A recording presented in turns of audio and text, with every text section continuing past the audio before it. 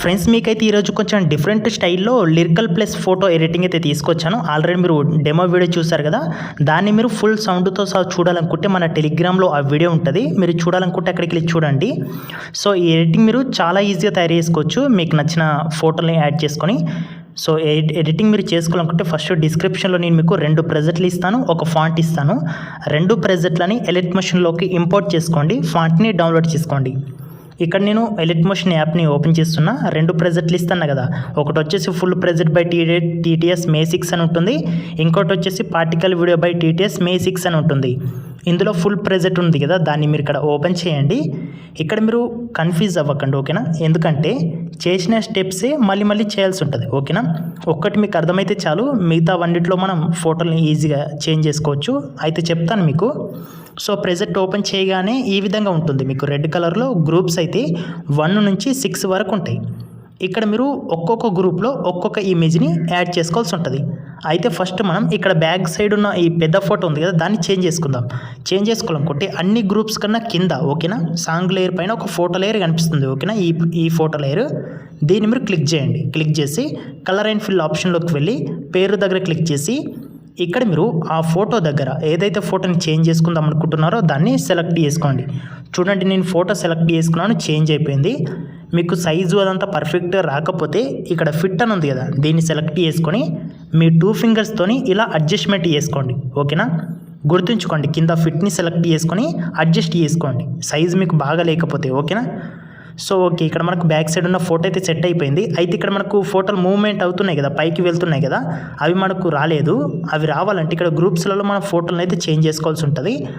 So ఇప్పుడు మనం group 1 ఉంది కదా, దాన్ని క్లిక్ చేసి ఎడిట్ గ్రూప్ అనే ఆప్షన్ వస్తుంది, దీన్ని క్లిక్ చేయాలి.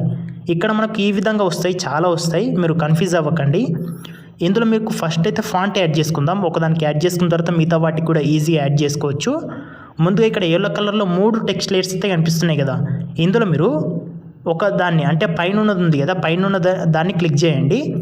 ఎడిట్ టెక్స్ట్లోకి వెళ్ళి పైన ఫాంట్స్ ఉంటాయి, అక్కడ క్లిక్ చేసి వ్యూ ఆల్ ఫాంట్స్లోకి వెళ్ళండి.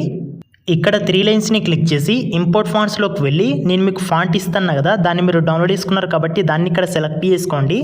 తర్వాత ఇంపోర్ట్ అనే బాక్స్ని టిక్ చేసుకోండి.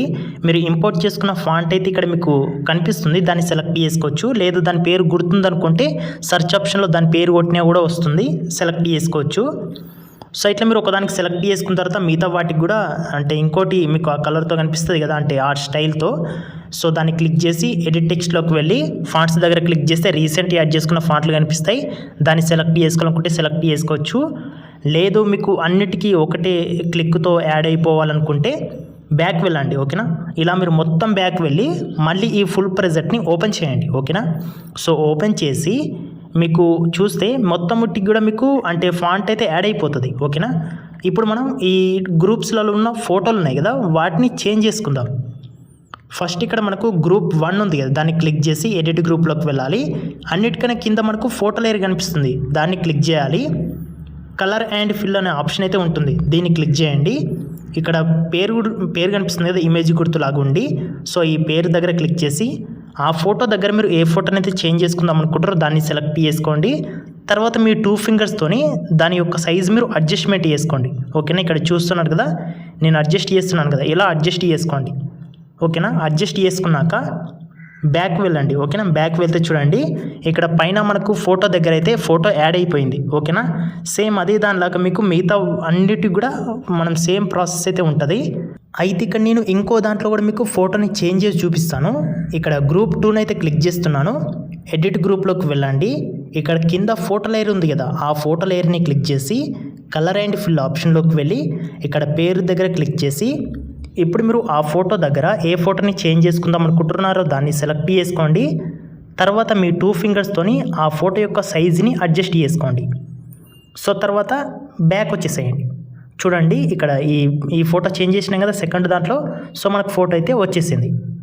సేమ్ ఇదే విధంగా ఇంకోటి 3rd గ్రూప్ ఉంది కదా, ఓకేనా? 3rd గ్రూప్ని కూడా క్లిక్ చేసి ఎడిట్ గ్రూప్లోకి వెళ్ళి అన్నిటికన్నా కింద ఫోటో లేయర్ ఉంది కదా, దాన్ని క్లిక్ చేసి కలర్ అండ్ ఫిల్ ఆప్షన్లోకి వెళ్ళి పేరు దగ్గర క్లిక్ చేసి ఇక్కడ మీరు మీకు నచ్చిన ఇంకో ఫోటో సెలెక్ట్ చేసుకోండి.